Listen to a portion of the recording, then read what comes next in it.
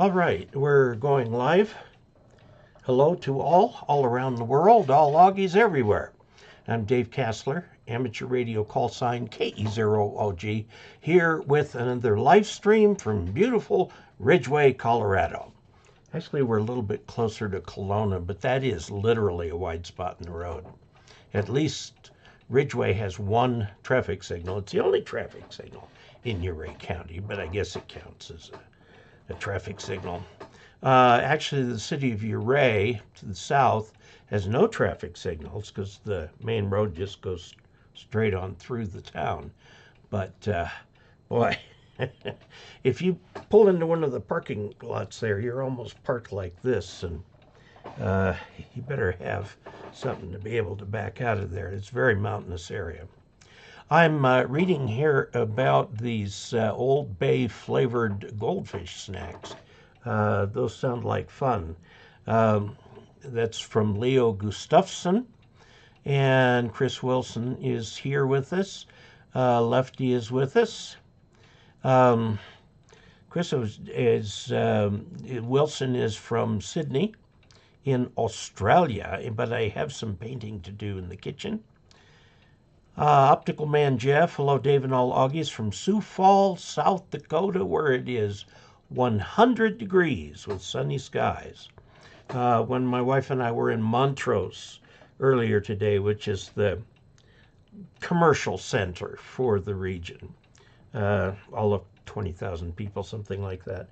It was 100, even 100. And yes, we stopped by Dairy Queen and had a little something there, but all they've got is a swamp cooler. So it wasn't really that cool inside. It was cooler, but of course humid because of the swamp cooler. Swamp coolers work up to about 90 degrees, and then after that, they just can't keep up. And of course, it's got to be dry too. David AC3HT, hello David and Augies everywhere, checking in from warm and humid northeastern Pennsylvania. Temperature is currently 72 degrees and had thunderstorms this evening with a quick inch of rain in the gauge. Boy, we would sure enjoy some rain here. We got a few drops, I mean literally a few drops over the past couple days. Not enough to register in the rain gauge. I'm looking at it over here, it says 0. But it is definitely warm here too. With it being dry heat, it is definitely dry heat. That's not uncomfortable. I have it set. This room is air conditioned separately from the rest of the house. I've got a split unit up there, which is very quiet. And it's on right now, and you can't hear it. But it's nice and comfortable in here for me. And my wife can have her 77 in the rest of the house. So I've got my little cool place to go. Let's see. Bill Myers. Happy Thursday from northern Wisconsin. 68 degrees and thunderstorms. Also says his wife and he love the Old Bay seasoned goldfish crackers. I have to look for them. I don't even know if they're available here. Terrence, 2 Echo 0 Indy Papa Kilo, 62.6 Fahrenheit. Exact. Here in London, which I think is more normal, isn't it? 70's kind of warm, if I recall, for London. People don't dress for 70s and 80s and 90s, but it can get quite warm there. But not now. Not, he says, where it's been rainy and average, not boiling temperatures like the rest of Europe. Oh, I've heard bad things, not only hot, but drought. And it's affected some of the rivers, I understand, on the Rhine for a while. They couldn't do river cruises because the water level was too low. Correct me if I'm wrong there. Bill Myers, all my amateur radio equipment is unplugged, disconnected, and grounded.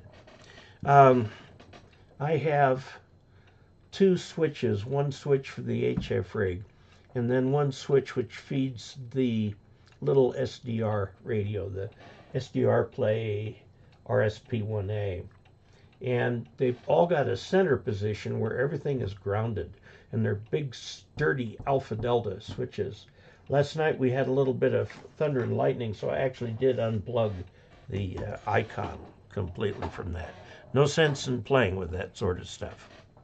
Pete Dayton says he is here. Pete is regular at the Reno air races. Unfortunately, the airport board has decided that because of encroaching development, they're not going to hold the Reno air races in Reno anymore. And they're looking for another place to hold it, but there is not a long enough runway around there to hold it. You need a long runway. And so I don't know where they're going to end up going, but Reno's got such a history. Now, one of the other things that it has is it has repeat volunteers, who come every year. And the corporate knowledge in these repeat volunteers is just huge. And yeah, if you started at, say, another runway across town, sure. But if you wanted to move it, say, to Colorado, you lose all that corporate knowledge that it takes to run a safe air race. And I was at an air race in Southern California. I think it was out around Mojave. And they had a plenty long runway out there. And I saw a little bit, we were kind of in the infield, and there was a big, long power glider making a corner around one of the pylons, and one tip hit the ground, which caused the rest of the aircraft to come down and hit the ground. And nobody ran to it or seemed to care. I was amazed. I would think that, if an aircraft hits the ground unnaturally, that people would run to see what's going on and take care of it. So anyway, Pete has invited me out. There's going to be one last air race this coming year, and Pete has invited me to come out and say hi, and I just may do that. I will be going through there in October for Pacificon. And I'm speaking at Pacificon. I'm going to do one talk on high-altitude electromagnetic pulse and try and bring some things into perspective. And the other one that I'm going to do is on some of the predecessor activity to the Vibraplex. You can see up on my, I got to go this way right there. On top of the filing cabinet is a Vibraplex original. And it did not spring into existence out of nowhere. There was a lot of work. The guy who invented it had 4 patents. I've located 3.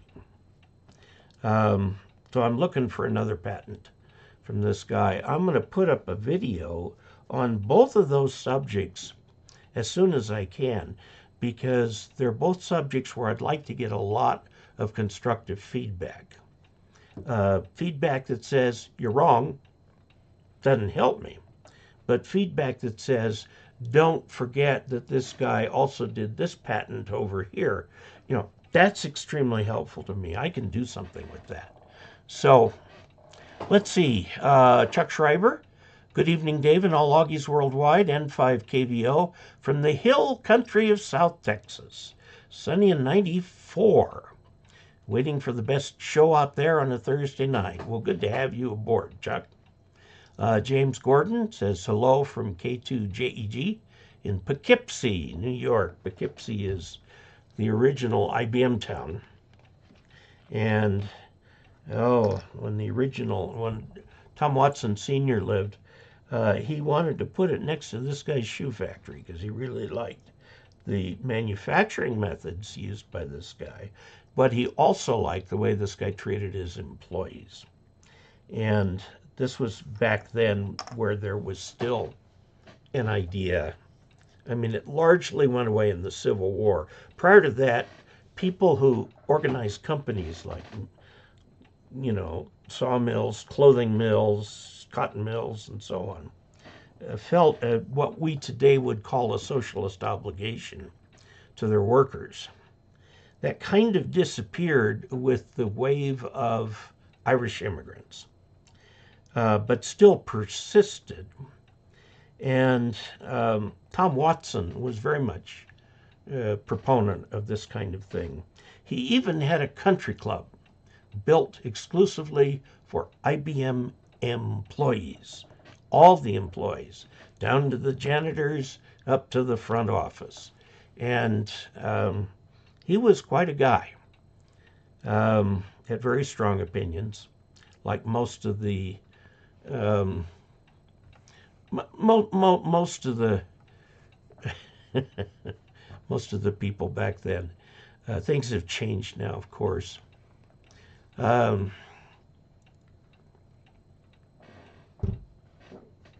lot of corporate executives today are of the opinion, supported by a lot of accountants, that their loyalty is to the stockholder, not to the employees or even the customers of the company. It's to the stockholders. It's where the term company comes from, by the way. A company means a group of people. Like you say, we're going to have company over tonight. Okay, it's a group of people. And a organization or a company of people get together and buy stock. In other words, they throw money into the company entity so that the company has the capital to enter some venture, whatever it may be. In Tom Watson's case, it was mechanical tabulating equipment, time clocks, and things like that. And that became what IBM is today. Although what IBM is today is nothing like it was when I first organized it. Let's see, they do still make mainframes, though, but the full mainframe goes in one rack these days. Okay, let's see. Poughkeepsie, yes, hello. This is Glenn. Hello from far west Missouri. 92 degrees, 44 relative humidity with a heat warning. Yeah, when I grew up in Southern California, our humidity would be in there anywhere from 30 to 50%. It was more humid than the desert because it always had an onshore breeze unless the Santa Anas were blowing. The Santa Anas would come from the north, from the desert, and they'd be very, very dry, very high-speed winds. And that was fire season when that happened. I'll tell you, they could spread fire and nothing flat. Chris Wilson says, George, VK2AOE, and myself managed to get a couple of QSOs on Pixie Day, 723 on a Pixie. Mine blew up. George's was putting out 2 watts, but was deaf on receive. The Pixie we had the QSOs on was built by my 9-year-old son. Well, congratulations. You know, there's something that's interesting. I brought back from a couple Pacificons ago a little learn to solder kit. It would blink an LED here and then it would blink an LED there. I mean, that's tremendous functionality. But he has expressed some interest in learning how to solder. So we may get a video or two about a 17-year-old learning how to solder for the first time. And we'll use this learn to solder kit. Okay. It's Pixie month, 7th month of 2023. Well, you can do Pixies anytime you want. John Bear, hello, all from God's country in West Virginia. Anthony Quick Energy, hello from steamy hot Connecticut, from Anthony N1 ASC. Don Zed says, good evening all from 15 miles north of the Twin Cities. Storms are upon us. Tempest dropping rapidly from 94. Unplugged and waiting for the rumbles, yes. Terrence 2 Echo 0 India Papakila. When we were in Friedrichshafen, Germany last month, that's where the big Hempfest is, isn't it? It's on my bucket list to go there some year. Very hot, especially on the train down from Stuttgart. Much cooler at home in London since. Yeah, they're getting nailed down there. Now, Southern California, where I grew up, I have seen it over 100 in January. So the weather there is a Mediterranean climate, and it pretty much does what it wants to do. And you can't do much about it. Chris Wilson, no Pixie DX, but we did get a good NVIS QSO. They couldn't hear us on the vertical, but they could on the horizontal loop. We used a 10-foot diameter mag loop. Yes, that will work. The vertical spreads out, it's got a hole right over it. Whereas a low dipole tends to mostly transmit straight up, but if you cut 3 dB off of that, it's still going to the horizon. And Ralph Leland, hi Dave and everybody, K4TA in Fork Union, Virginia. Kathy E says hi Dave. Stephen Brannon, good evening from Steve KC3NZY from Maryland. Harry Rundle says hi Dave and fellow Augies from Overly, Maryland, 86 Fahrenheit, 56% humidity. I'd say that's borderline warm. Yeah. Charles Layton, hello from Leachville, Arkansas, AA5KR. Hello and good evening. Chris Wilson, I have a Vibraplex Lightning 1936 built. It's seriously quick with the default weights. Came in its original box. That is a find. That is definitely a find. And probably still works as well as it did the day it came out of the box the first time. There is an add-on kit to the Vibraplex that slows it down. I have not reviewed that on the air, but I need to do that.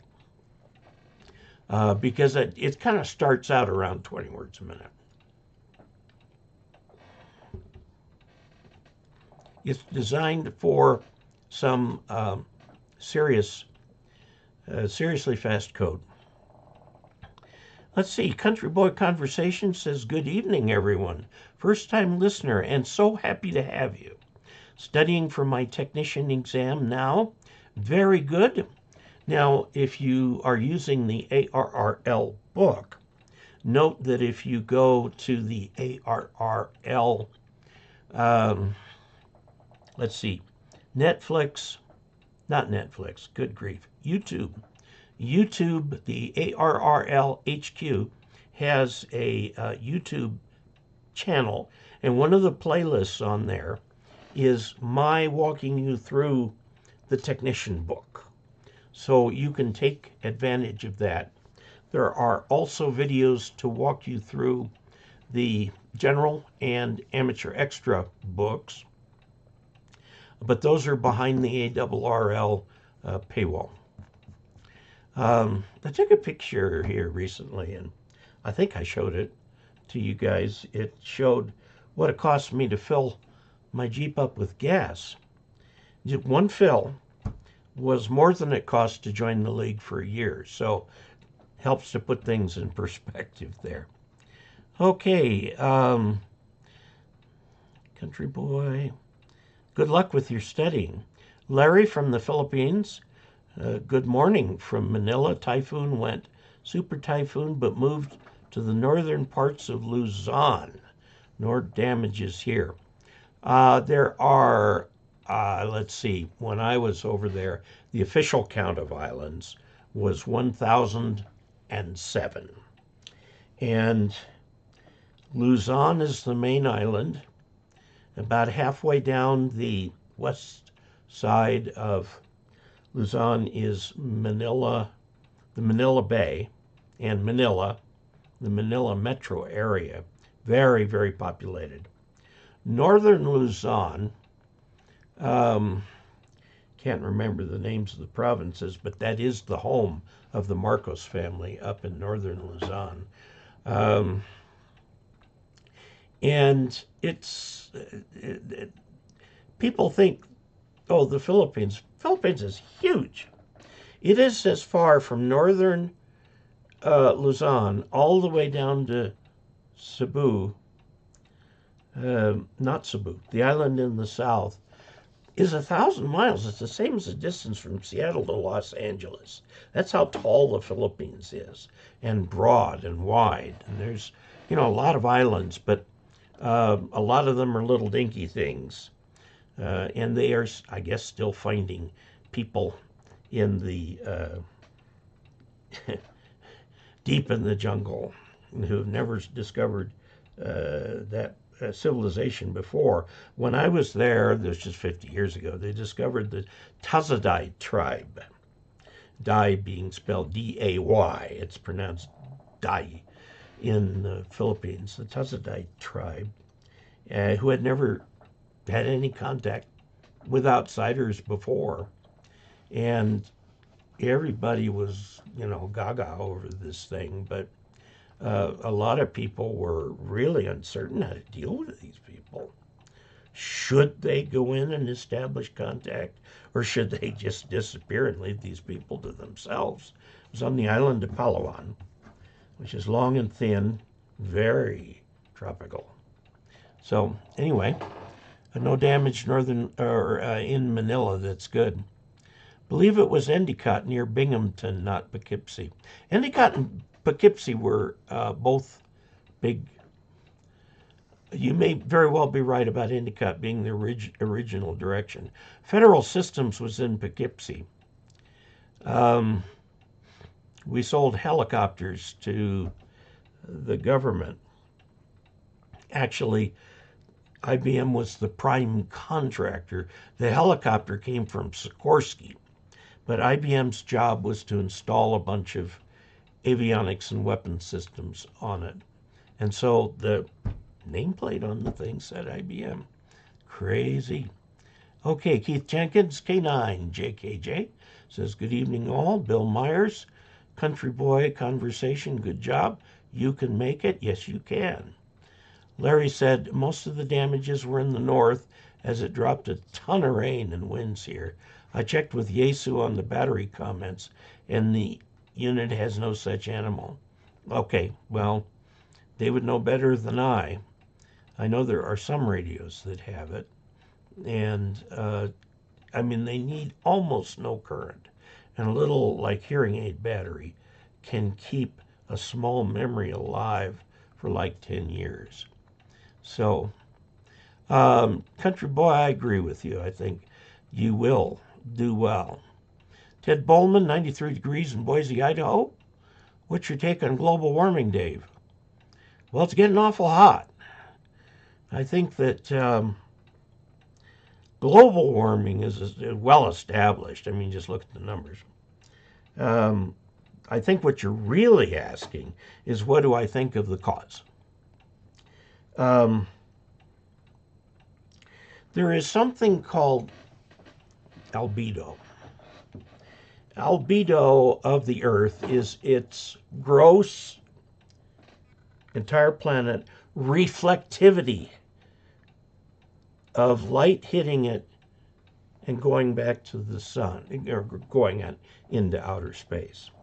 So if the Earth is covered with clouds, the white cloud tops have a very high albedo.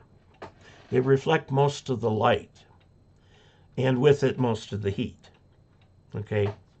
Now, if you've got the polar regions have ice, and of course the Earth tips 23.5 or so degrees on its axis, so the North Pole in summer gets a fair amount of sunlight. If it's got white ice on it, it's reflecting a lot. But if it's dark sea, it's not reflecting a lot. It's reflecting less. So the temperature on the Earth's surface is a function of the albedo and how much heat the planet itself generates. Don't forget that inside Earth, It's extremely hot. It's melted. Um, it's about the temperature of the surface of the sun. So there is heat slowly. It'll take a few billion years for the Earth to totally cool down. And so the other question is, have we affected the albedo of the atmosphere by putting carbon dioxide into it? I think probably yes. But it's gotten so warm so fast, and the carbon dioxide has been climbing steadily, maybe a little bit accelerating. Have we reached a tipping point? I don't know. Have we reached a point of no return? I don't know. Has it been this hot on Earth before? Absolutely. It has. Absolutely it has. There is a countervailing thing. If you put a lot of heat into the sea, it causes water to evaporate. The water forms clouds, which then shields that area from getting a lot of sunlight, which is why it gets cooler under the clouds. And then that air moves with, or the clouds move with the air current and dump their water over land. Actually, they dump most of it over the ocean. If the water goes up, it comes right back down. But all the fresh water we get comes from those clouds moving over land and then dumping their water. It's part of the normal rain cycle. So you've got, if the Earth gets warmer, will it get cloudier? I'm talking serious clouds here. I'm not talking a thin layer that doesn't do much more than just muddy up the sun a little bit. But, I'm talking thunderclouds, cumulonimbus clouds. So, yes, the carbon dioxide is certainly contributing. How much is a matter of, and I'm not going to say debate, because you don't debate science. You inquire, you make hypotheses, you test them to see what sticks to the wall and what doesn't. Okay, it is a matter for research, and believe me, a great deal is going on right now, a huge amount.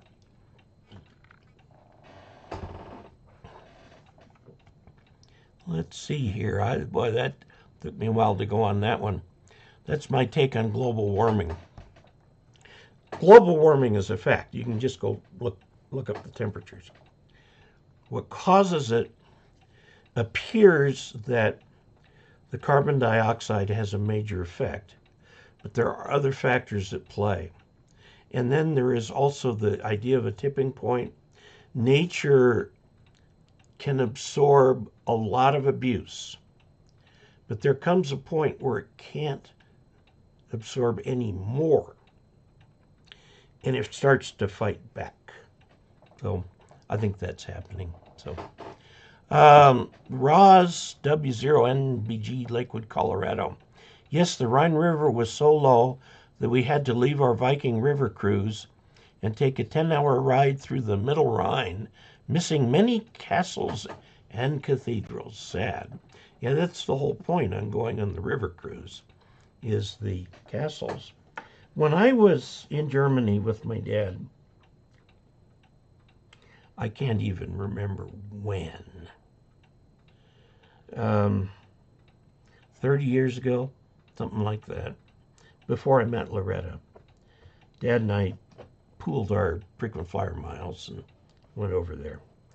And we were told that, there's a lot of ruined castles along the Rhine.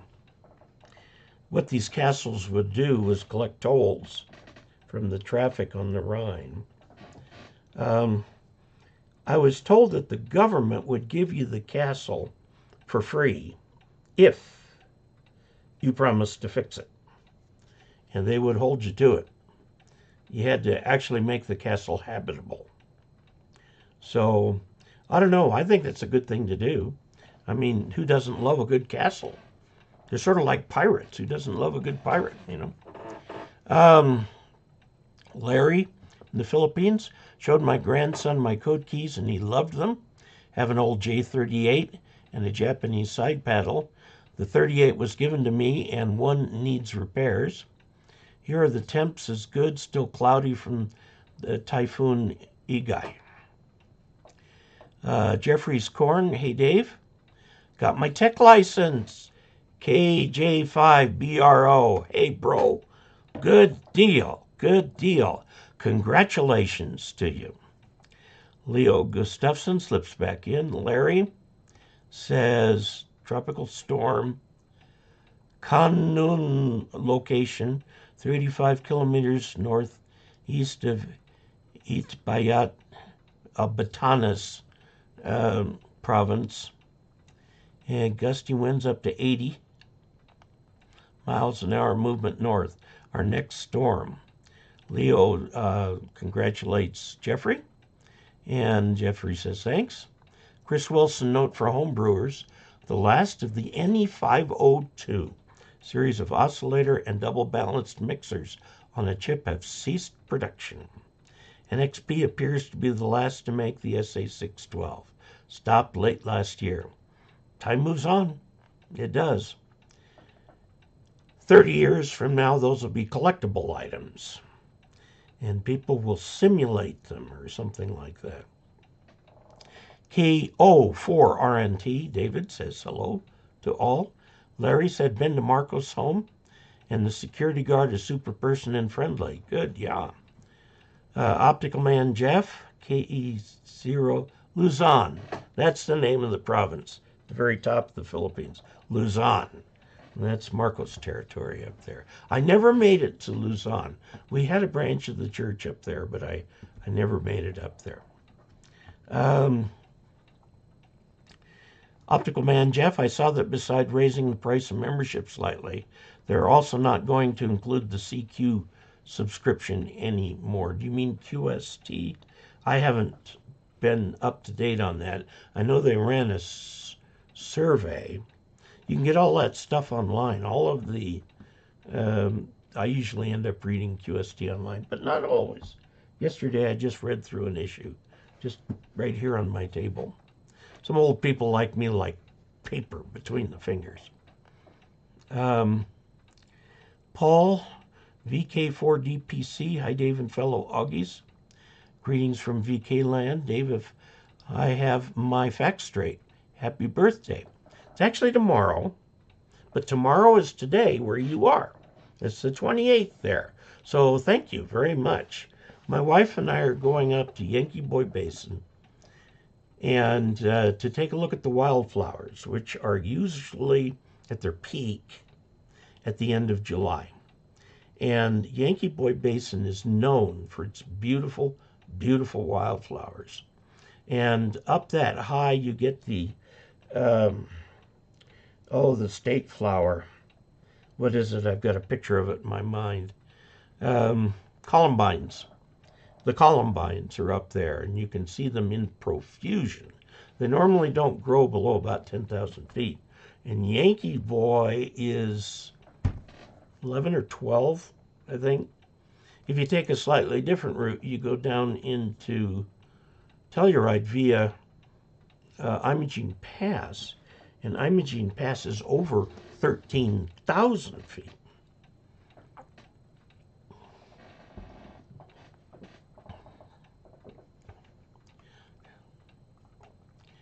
Let's see. Yeah. Due to Igai, the streets of Manila was off limits. Chris Wilson, good day. From Paul C, or to Paul C, VK4DPC. Don Z says Fed Systems of IBM also had a presence in Owego, west of Endicott. Yes, I think that's where they did the helicopters. My best friend worked there 10 years. It's an interesting microclimate in Owego, in that area. They see sun about 30 days a year. Otherwise, it's cloudy. And I was talking with somebody and showed him a picture of a helicopter landing in Owego. and you could see a slight shadow underneath it. He says, count it as a sunny day. So I would go nuts with that many clouds. I mean, of course, I was raised in Southern California, so that's why. Um, oops.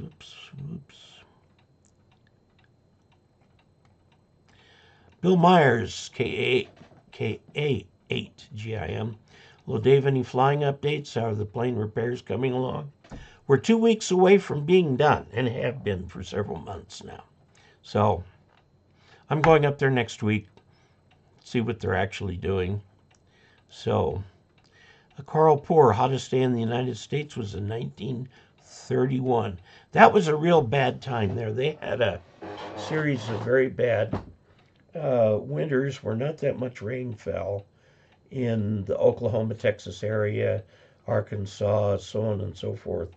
And then when it got hot, it all got dry and created dust bowl conditions.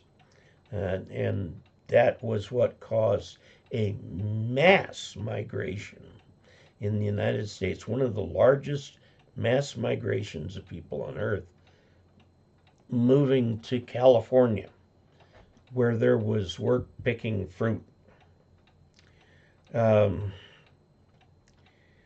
remember my dad grew up during that period, and he didn't think much of what he called the South Modesto Acres people, but Dad was Dad. That was a different time, very different time. It took a lot of years before the rain came again. The federal government tried to persuade people that it was their farming techniques that caused the Dust Bowl.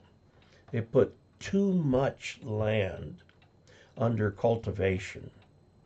And so, part of the year while it's starting to grow, the land will dry out. So they weren't using farming techniques that conserved water in the land. Also, the way they plowed it in straight lines led to erosion. They tried to introduce contour plowing in that period of time. Some people didn't. Some people did. I know my wife has a good friend south of Colby, Kansas. And there's a road going down there. They have an old farm that they live on that they've kind of fixed up and so on. North of their house are layer after layer after layer after layer of trees. And this was another thing the government wanted people to do, was to plant this natural windbreak, because otherwise houses were exposed to the full blast of the north air in the winter. And also in the summer, the trees would give people a refuge from the heat. You could go in amongst the trees. Well, whoever had lived there did that. They did plant the trees because they were quite mature by the time I was there. So, Larry, my question, how does one know it's the oil, as in the stop the oil groups? What about the earth just going in a natural situation? I remember on ships they replaced the air conditioning units, gas. Oh, yeah, that was a problem too. The hydrochlorofluorocarbons. I can't say that is all one word. They got rid of the common kind of freon and use a different kind of freon now because there were issues with that. That issue actually is one that was pretty well solved. You can't get the bad stuff anymore. I guess you can get it on the black market, but somebody's got to make it, and you've got to have a refinery and all that stuff to make it. So just make the stuff that works, because they made stuff that was backwards compatible with the old stuff eventually. But all the new air conditioners use a different coolant. And they made the first air conditioners, Carrier. this guy named Carrier, that actually was his name, made the first air conditioners. The first air conditioners was for a printing plant because they had a problem with the variable humidity causing the paper in the plant to size. It would change size, and this would just screw up the presses terribly and cost them a lot of money. So Carrier went in and created an ammonia-based air conditioning system. Ammonia's nasty stuff, but he created that. And then to make it big, he said he was going to air condition a theater. And everybody from uptown came to the theater that day, and it was hot and sultry inside. It was just ugly. And then, because Carrier was having a problem with his air conditioner, it had never been tested properly. About halfway through the movie, the air conditioning started to work. And it got cooler and cooler and cooler and cooler. And thank goodness it didn't take him 2 hours longer, because people now understood how valuable air conditioning was. Well, ammonia only works in pretty big air conditioning plants. By the way, that compressor that was in that movie theater was in service until very recently, the last 10 years or so. But they started using Freon for smaller units. When I was a kid, nobody had air conditioning in their house. When it was summertime, you pulled out the fans, opened the windows, and sweat. But now, the bringing air conditioning with Freon down to the South made the South much more habitable. And that's why a lot of the population moved south. Otherwise, it was a pretty sultry existence. So air conditioning caused a big migration in the U.S. as the people got away from the northern winters and somewhat more mild summers to go south where they had mild winters. And you go from air-conditioned car to air-conditioned house to air-conditioned store to air-conditioned factory to air-conditioned office. And everybody lives completely oblivious to the weather outside. I first started to learn to fly my airplane, which I bought in the Phoenix area at Buckeye Airport. And I went down there in August to pick it up. And of course, I didn't know how to fly, so I got 2 weeks worth of lessons down there. We'd get up in the morning.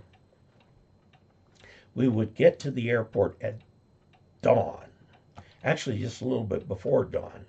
We'd get the airplane out, get it pre-flighted and everything like that, get it ready, and the sun would be just peeking over the horizon when we took off. And it was 95 degrees. And it just went up from there. So, my question is, how does one do with an oil? No, it's the oil. Larry, try your question again. Is the Earth going through a natural cycle?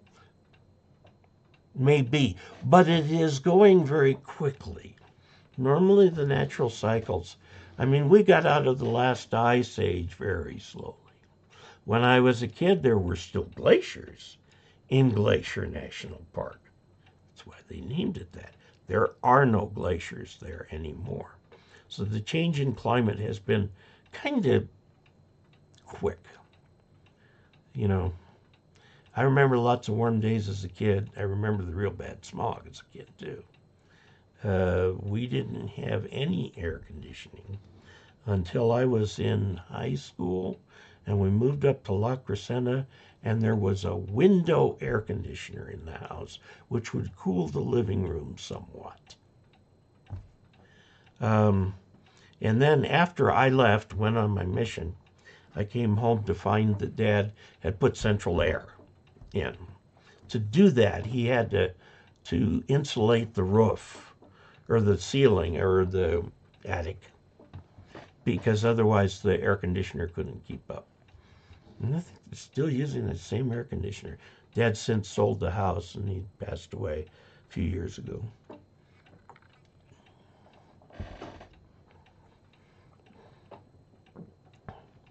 Okay, Paul C. VK4DPC, Chris Wilson. Hi, Chris. Ted Bowman, thanks, Dave. Great discussion. Paul CVK4DPC. Ditto on Dave's aviation update. Oh, sorry to hear that. Whoops. Snuck away from me here. Okay. Oh, okay.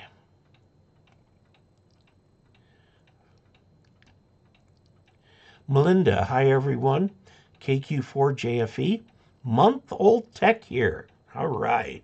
Just wanted to say hi this way, as no radio yet, still looking. Well, classically, a tech starts out with a handheld radio, then moves up to a mobile radio, either installed at home or in the car. But at the same time, you should be working on your general. Because then you can get on HF, and there's a lot of fun with HF. You can talk more than just locally. Now, while you are a tech, look at the digital modes, and I'm talking about a DMR, System Fusion, and D-Star. Look at those. Something interesting to do, because you can talk to people. It's halfway ham radio, halfway over the internet. You can talk to people all over the world with that system. Look also at WinLink is something to look at. If you want to get really exotic, find somebody who does meteor bounce or moon bounce or something like that, which is all done with a tech license. So lots of things you can do. A lot of, I won't say a lot, a percentage of techs are, there's an overlap between Wi-Fi frequencies and ham radio frequencies. So you can take a Wi-Fi adapter and use it on ham radio frequencies, but you can put it out through an antenna, a big antenna, and they've developed this mesh network. It's sort of like the internet, only ham radio, and lots of things you can do with that. So there are lots of things you can do with the tech license. So please get yourself active. The first thing you need to do, one, is join the ARRL. I know that it is kind of steep in price, or at least it seems that way. I want to show you a picture, if I can find it here.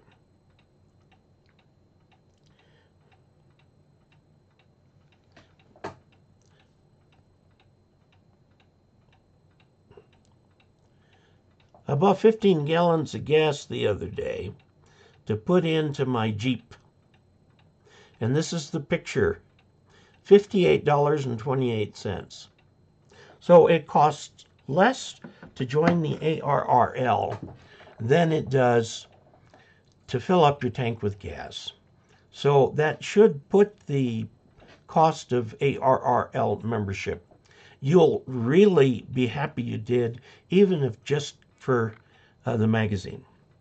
Now, there are 4 magazines put out by the League. You can look at all of them online, or you can pick either on the air or QST to get with your membership. And I know they're changing that a little bit to where you have to go online to get them, but that's fine. Lots of publications you read online. I just read our local paper online today. The other thing you need to do, and also I consider mandatory, is go find a local club.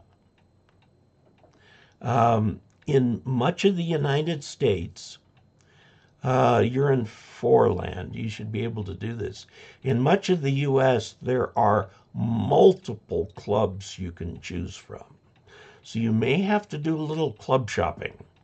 where you go to one, then another, and you sit back and think, okay, you know, I recognize it's going to take me a while to get integrated in the club, but this one seems to be more copacetic, and you can go with that. And then, of course, getting on the air with the local repeaters and everything. So congratulations, welcome to ham radio, and let's get you active. Larry said our firefighting changed to halon gas, which they discovered was worst. We used Freon for AC, and they tried to change it to a different gas. Yeah, the problem with halon, the idea of halon is that the halon pushes all the oxygen out of the room, okay? All the oxygen out of the room and stops the fire, and that's used for electrical fires. There's one minor little detail, and that is that it also takes all the oxygen out of the room for any people who might be in the room. So it's been a little bit, you know, so. Steve Brandon, with global warming, my thoughts are simple. We all should do what we can to keep our impact as low as we can, use just enough, and don't overdo things. Very good. Jeffrey Korn, same here, Melinda. Month old here today, KJ5, bro, B-R-O. And Roger Bagwell, KE0OG, hi again from the East Coast, South Carolina. Banging through my extra class study, good. Math is a killer to remember, though, formulas and whatnot. Yeah, I understand that. Just remember that that's only part of your test. It's not going to be all of your test. There'll be a few questions on it. So do the best you can. Do the best you can. Okay. Jeffrey Korn adds congrats to Melinda. Bill Myers, Jeff and Melinda, congrats to you both. Leo says, when I was a younger motorcycle rider, I think it was Edelweiss Tours that would have an excellent motorcycle tour through the castles of Europe where the riders would stay and get the following days. Yes, I remember those being advertised years ago. And they would even provide the motorcycle. You get BMWs to go around there. Oh, the closest I've come to love at first sight was a Beamer K1100 RS. It was at Estes Park, Colorado. It was a motorcycle show. And BMW and Harley were both showing their motorcycles. And you could take rides on either one. And I did both. And oh, I fell in love with that Beamer. Oh, it was like I just sat on it and I felt like it fit me like a glove. Oh, wow, what a nice bike. It was glued to the road. Didn't vibrate or give me a hard time or skitter or anything like that. It was just beautiful. Anyway, okay, so, yeah, I don't know if they still do the Edelweiss tours. I would imagine that they would. Melinda, thank you so much. Motorcycles they have a different image in Europe from what they do in the U.S. In the U.S., you think motorcycle, you think Harley, you think Hells Angels, motorcycle gangs, what's that place up in South Dakota? All of that sort of thing. Not so in the continent. If you walk into a hotel there dressed in motorcycle leathers, carrying a helmet, it's because they're going to stay overnight at the hotel. You try to go into Marriott here in the U.S. in motorcycle leathers, and the security people will be all over you. So, anyway. Melinda, thank you so much. So looking forward to making my first contact. Very good. You will probably find that you make your first contact with somebody you meet, like at a club meeting or something like that. Techs tend to talk to each other a lot. You'll get to know your local group very well. Itinerary. The bikes were the latest model of several makers Sounded great. Never could pony up the price, though. Yes. Yeah, I've given out First Contact to a bunch of novices and techs.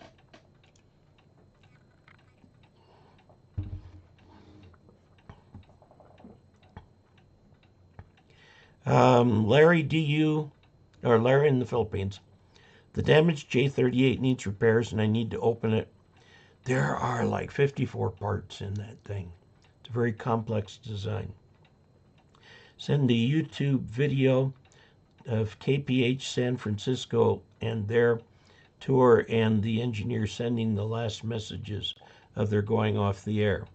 The CQCW was all I could, I guess, copy to use it in also Singapore and Bahrain on CW. I have two J38s. One is damaged. The other works fine. I use this key.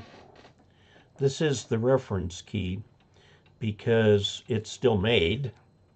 Okay, which the J38s aren't. It's still made. It's inexpensive. It's about 40 bucks. You can pay anything you want for a hand key. Believe me, $400, $500 if you want. They're mostly presentation keys, gold-plated, all that sort of thing. No, give me a J38 any day. I have often wondered what it would take to get somebody to start manufacturing those again. Obviously, it would have to be offshore because of the labor involved.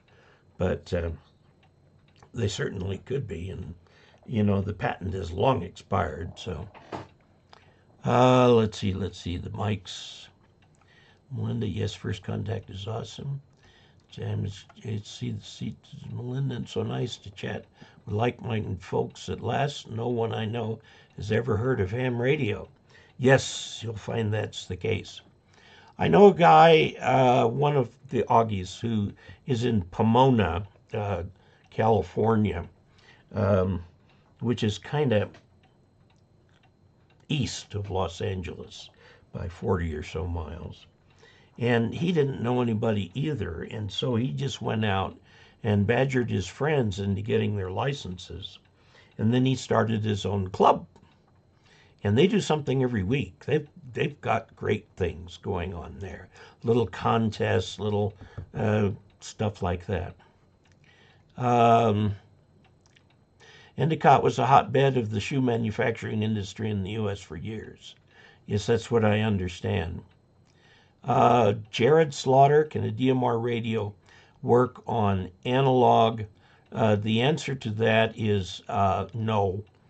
DMR is actually, in addition to carrying the voice, it's also a modulation technique. And you need a radio that is capable of doing that modulation technique. So all the radios, the Chinese radios are DMR. If you're going to get an anytone, just spelled just like that, anytone, go to bridgecomsystems.com. They're in Missouri, something like that.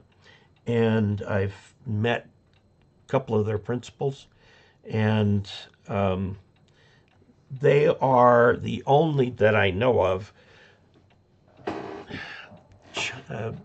representative of a Chinese manufacturer that on a large scale sells their radios, services them, will teach you how to use them, and will give you a listening ear if you need it. All the other places, even DX Engineering and so on, will sell you a radio, and if you want service for it, you've got to go to the factory. Okay, or the American rep. But I've got an Anytone up over there, and this Anytone right here, both came from there. They're very good radios, a little bit high end. They do DMR. Now the Kenwood and ICOM radios do D-Star. The Yaesu do Wires X and System Fusion. So there's no clear winner in that race. So what you have to do is find out what's in use most locally. And that means going to your club And if your club tends to use D-Star, then you'll want to get a Kenwood or an ICOM handheld that will do the digital. Now, all digital handhelds, except the Motorola, but they're off pursuing the commercial market. All amateur radio, digital radios also work on FM. Okay? So you're not giving up FM if you get a digital radio. Okay. So a DMR radio will work FM, which is analog. Okay, maybe that's what your question meant. You can't do DMR to analog. You have to do analog to analog or DMR to DMR. Larry, it's the 38th year. Told my daughter, your birthday can be celebrated 2 times, once here and once more there in the States, with the Dateline. Did that when I worked for the Navy as a civilian on an MSC ship. Well, very good. 28th versus 38th. Yeah, it's the 28th there. And so I wake up tomorrow morning a year older. Let's see. Chris Wilson, that Dust Bowl era was covered well in the Cocaine and Rhinestones podcast episode on the Merle Haggard song Okie from Muskogee. The classic novel that covers the Dust Bowl is The Grapes of Wrath by John Steinbeck. And yes, we had to read it in school. It was just something we had to do. But John Steinbeck's California author from Cannery Row and Monterey.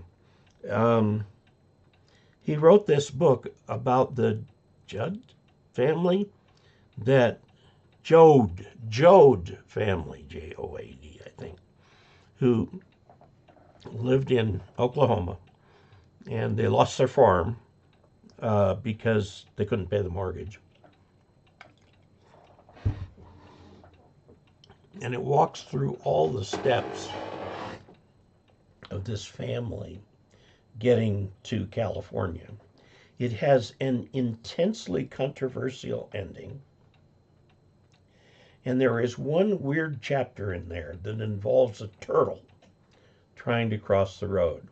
And the chapter only talks about this turtle trying to cross the road.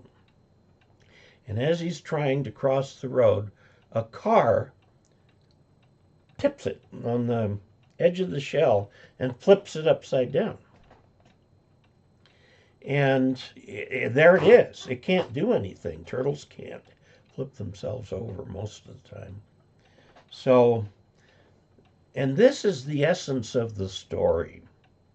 In my mind, that one chapter tells you what the whole book is about. Here is a good, honest, God-fearing family, hardworking, seasoned. They put everything into that farm for a couple generations. And now they're like that turtle. They need to make a cross, but they get flipped upside down. They can't make the transition from being farm owners in Oklahoma to being among the poorest of the poor, the peach pickers in California orchards. It's just a horrible transition for them. But that is the classic Dust Bowl story. So there you go. Let's see. Yeah, well, Chris says, great podcast, even if you're not into country music. Linda, I'm the only ham operator that I know of in the area. I know that there are a few others around, but I just don't know them. Well, one way you can do it, go to QRZ.com. QRZ.com. Okay. You may have to join. It's, I think, $30 a year or something. I use them. But you can actually just put a zip code in the search box. or the name of a city in the search box, and it'll give you a list of all the hams there. So that might get you started. Okay. And our first chat revenue, David AC3HT, $20. Dave, thanks for the live stream. Best wishes from AC3HT. David, thank you very much. I truly appreciate that. This, by the way, where does the chat revenue go? It comes to me mixed in with Google's advertising revenue. You note on my regular videos, I do not put videos in the middle. I don't like ads in the middle. I'm sorry, I don't put ads in the middle. I do on replays of this, but most people see it live.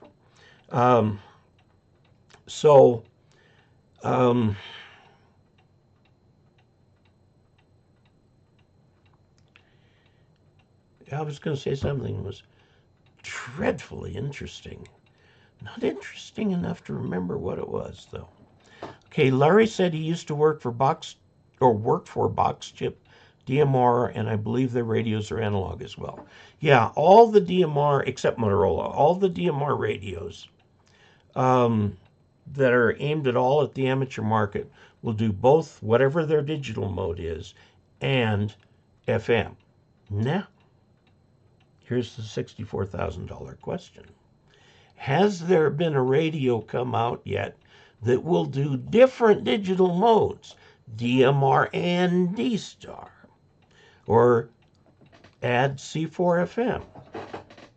I got a nasty gram from Yaesu when I said that their digital system was proprietary. They came back and said, oh, no, it's not. Any company can use it. I know that D-Star is not proprietary. It was put out by the Japan Amateur Radio Club, JARL, as a common standard. Now, Kenwood and ICOM have adopted that. One of those gave up their own and adopted that. So those are open. DMR's open. There's nothing to stop a radio manufacturer from creating a radio that is FM and will do DMR and D-Star and System Fusion. There's nothing to stop anybody from doing that. Has that appeared? Hint, Chinese, Japanese, hint? None that I have seen. Okay. Melinda, it's so funny when my children and grand asks me, why do you do that? What's it for? Don't you have a phone? My response, laughing out loud, it's a whole different thing. I mean, when you get on ham radio, usually you don't know who you're going to talk to. So it's like a giant party line. And when you call CQ, you're literally asking, does anybody want to respond to me? So, yes, you can do that. You cannot do that on your phone. So, can I use coaxial cable as the antenna? There is a kind of antenna where you take I'll tell you how to make one for 2 meters. 38 inches from the end of the coax. Strip all the black covering off. Okay, so you'll see shield. Now peel back the shield so that 19 inches of the center, it doesn't matter if the plastic sticks out, that's fine. 19 inches of the center, and you fold back 19 inches of the shield. Actually, you could do that just with 19. Take that 19 and feed it back, it doesn't matter. But make sure it's just 19, because it'll want to stretch on you. So you got to put a little tape around it to make it 19. You have a 2-meter dipole. Hang it vertically. Okay? And it's called a coaxial dipole. The feed line goes all the way up inside to the dividing point between the shield down and the center going up. Will it work? Yes, it will work. Will you need to tune it? Yeah, it's going to tune a little differently wherever you put it. But you can put that thing up. You've got a full-size dipole on 2 meters. Now, here's something a lot of people have trouble coping with, okay? A dipole is a dipole is a dipole is a dipole. A dipole will give you the same gain on any frequency it's cut for. So an 80-meter dipole, which is 132 feet long, will give you the same gain, the same talk power, as a 40-meter dipole on 40 meters at 66 feet long, as will a 2-meter dipole at half meter long. No, full meter long, okay? It's weird. Some people like to think that because a low-frequency dipole is longer, that it has a larger capture area for RF coming in. And as it turns out, it's very intuitive and wrong. The gain equation for antennas has lambda, which is wavelength, in the denominator. That means as lambda goes down, which is frequency goes up, lambda goes down, it makes the overall equation increase in gain. So for example, a dish antenna out here for Dish Network, okay, is about this big.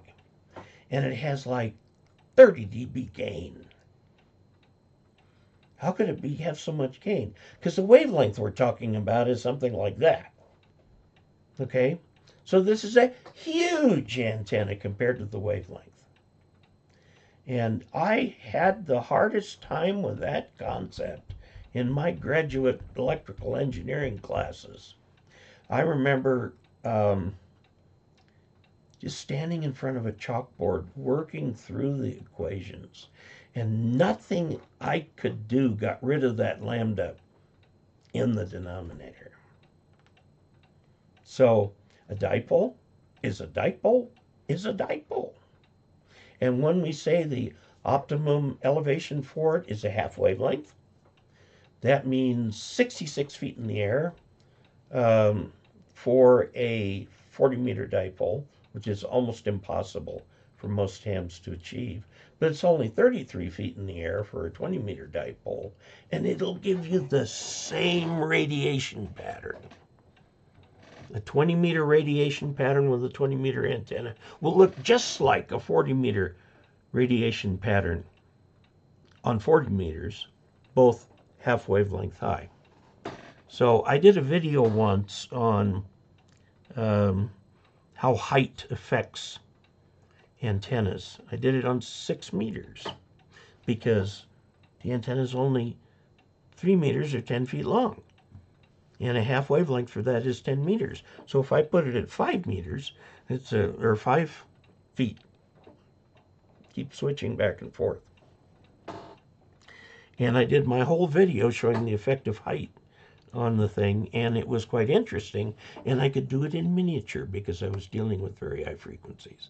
But there you go. Anyway, okay, yes, you can use a coax cable as an antenna. You create what's called a coaxial dipole.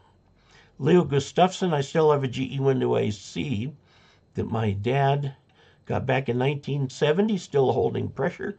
Last time I had it checked, very good. Ted Bowman, thumbs up, we've got 66 likes. Phil, hello to all Augies from Kalamazoo, Michigan. Sean, KM6NFO, adds $10 to the chat revenue and says, thanks, Dave. Best wishes to all Augies worldwide. Thank you.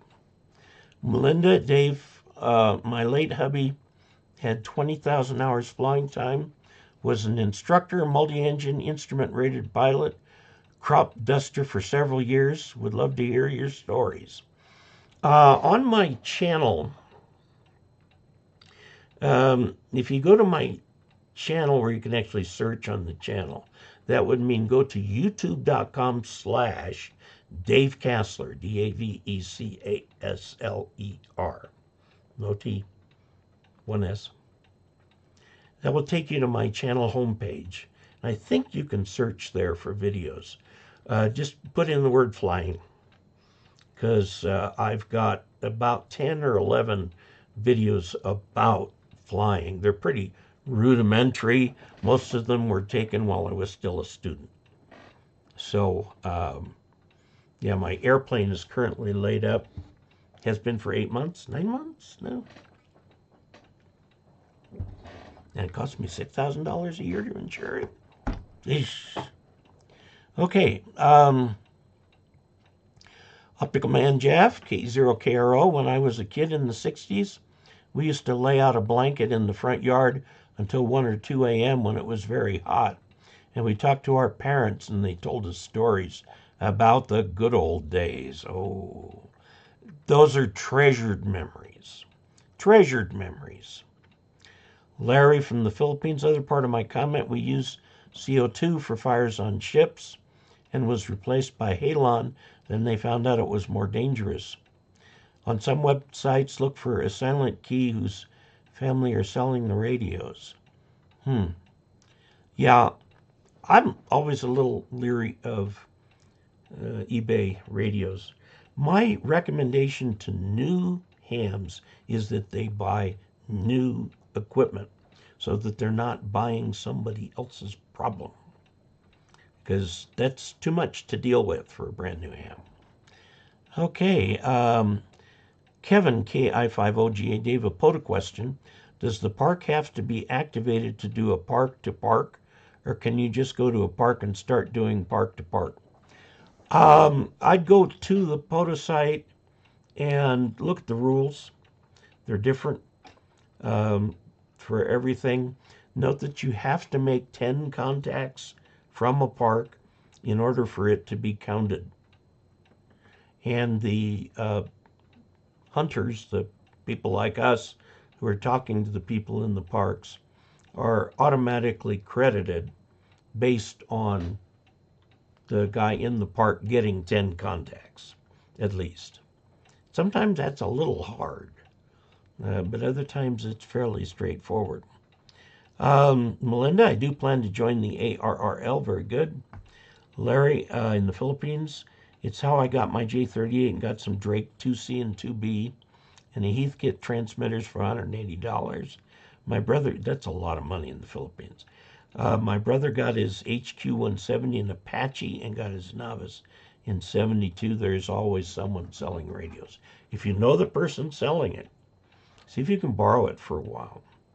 Chris Wilson, you can join the Straight Key Century Club, SKCC, for less than the cost of ARRL. In fact, yes, it is free.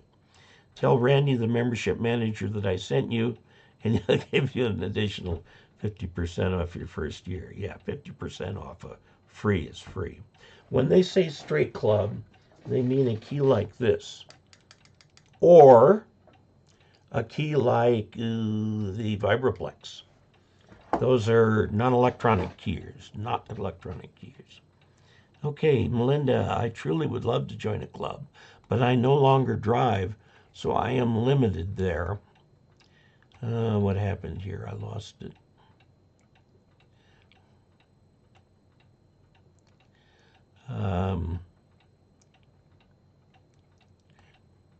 Oh, I'm no longer drives, limited there.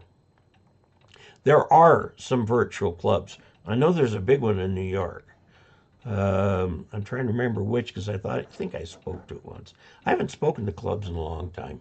I should start that again. I don't have very many canned presentations. Okay, Terrence from the UK. How are you getting on with the Wolf River coils you unboxed? I have completed that review, which had a surprise conclusion. I actually did test it against my Step IR, Big IR, and this antenna bested it in some conditions, which really surprised me. So the TIA is boxed up and put back under the bed in the other room. I have completed that, and let's see just when it will come out. So we're going to type studio in here, and I'm not going to upload a video, but Wolf River coils will go live on August 7th. Okay? And so I worked really hard on that review. I made lots of charts. I put everything down on paper. I wasn't just babbling into a microphone like I usually do. So I hope you like the video. It's an interesting little antenna. And I've said multiple times that it's a compromise antenna, okay? But not in the power out or in the bandwidth. If you have that much inductance and the antenna part is short, a short antenna is capacitive. So you have to add inductance to get that thing around to resonance. Now, if you've got that much inductance and capacitance to create the resonance on that frequency, the R in the Q equation, the R is low. So the Q is high. And high Q means narrow bandwidth. So it may, if you get it set up on 40, it may not cover the whole bandwidth. But it seems to perform very well. Now, this is the theory behind the 43-foot vertical and all that kind of thing. If you put a tuner at the base, you get this big long pole. The tuner will add the capacitance or the inductance that it needs to make it resonant. And since there is no transmission line to speak of, because the tuner is right at the base of the transmitter, or right at the base of the antenna, it works very well. And then your transceiver sees 50 ohms. Okay. The expense in those antennas is the number of radials they take. Many, 60, 70 radials. But you can do that. I think all three major Japanese manufacturers sell a remote tuner built specifically for their radio. I think KE0OG makes one that works in a mobile environment. I don't have one. I've never tried one. Maybe I should get one. But the rig itself has a connector on the back that will go out to that antenna tuner. And in fact, they tell you this is a good way to get on the air. I think this might be more Japan than in the US. But you just string a piece of wire up, and that antenna tuner will tune it right up and make you a great antenna right away. And it'll stay with you on frequencies and so on. So that can be done. It can be done. Now my antenna, the reference antenna is an MFJ 2010, which works in 40/20, 10 and 6. Okay, it's an off-center fed dipole, 66 feet long. It's way less than $100. Okay, maybe shipping might bring it up to 100. I don't know. It's an inexpensive way to get going with the general class station. And for those of you who are new techs, if you go to dcasler.com, D as in David, CASLER, just DCASLER.com/reference, you'll get a general station there where I list every component of it, what to get. Now, it's a reference design. It's like a reference book.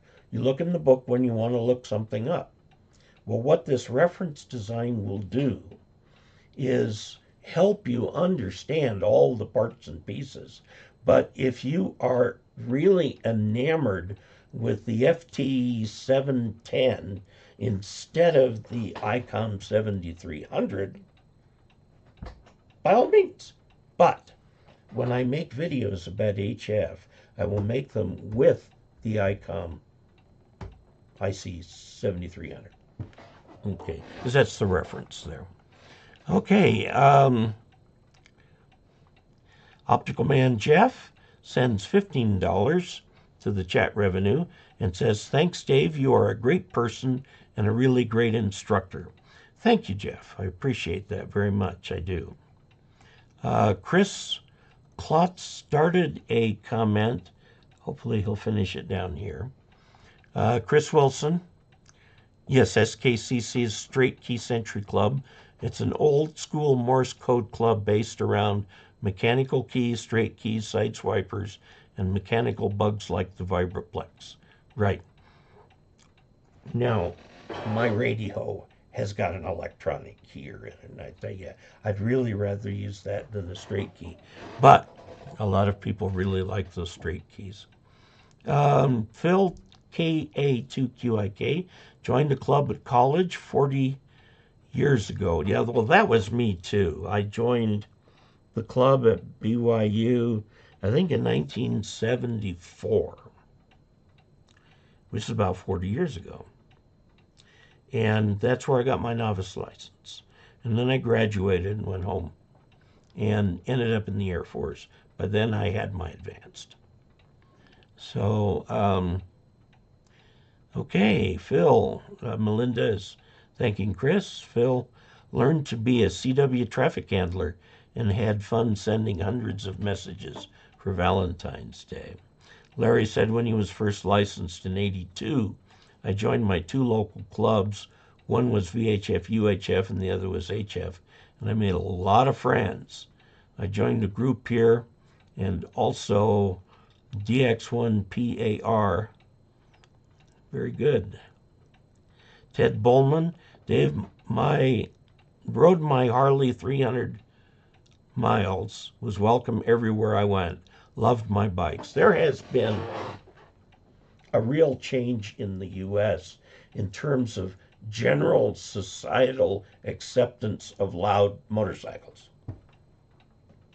It used to be that people didn't want them, and there were actually little mini riots that broke out in towns between the townsfolk and the riders.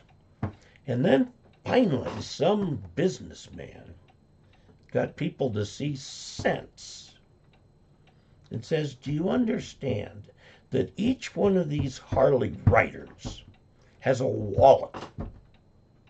And in that wallet is money. And that money has to be spent wherever they stop. So shut up about the noise and take their money. And that happened about 30 years ago, I guess. And now you see the signs at the motels. We see them here in Montrose because this is a tourist town. Bikers welcome. Sure, just give me a little of that cash. And, you know, I don't know if the pen is mightier than the sword, but money certainly can be. So, yeah, bikers are welcome all throughout everywhere.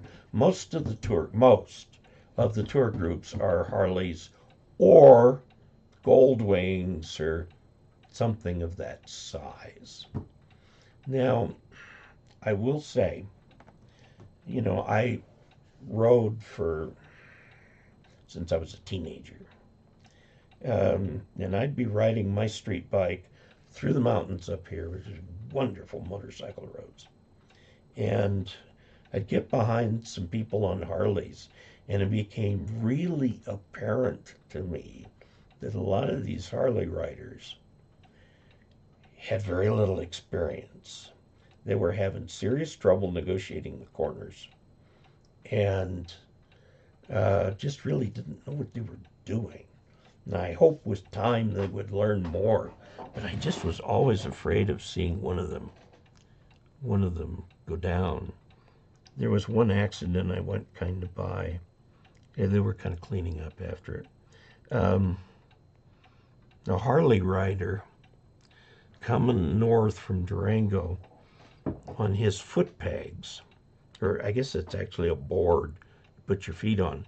There are screws that go up like this, and they all vibrated loose until his feet gave way before him, and he ended up going over the side of the road, down some rocks, and then to a meadow, about 30 feet below. And he lived through it and did okay. But, oh, gee, what a way to ruin your day. I got to tell you. Let's see, where are we here? Sturgis Bike Rally in South Dakota, coming up in the first part of August. Oh, yes, it's a big, hairy deal. That's another case of a town cashing in on the motorcyclists. It's getting a little corporate these days. Melinda, I have this online friend who had his tech and used his CW privileges on 40 to get on the air on HF, jumped in the deep end. You can do that. Chris, sounds like your friend is a smart guy. Yeah. Oh, gosh, we're out of time. We are actually out of time. I'm sorry. Let me make sure I get through all these other people who have added money to the chat revenue. Harry Rundle has $10 in the chat revenue and says, happy birthday, early birthday wishes. May your wishes be fulfilled. And Miguel Estrada, I'm not good with rolling my R's with dentures. Thanks for all the videos. He adds $10 to the chat revenue. Thanks for all the videos and your contributions for the benefit of others. There's lots of other talk in here. I think I got everybody who put money into the chat revenue. Thank you, guys. This is fun. We'll see you this coming Thursday, same time, same place. And take care. And until we next meet, 73.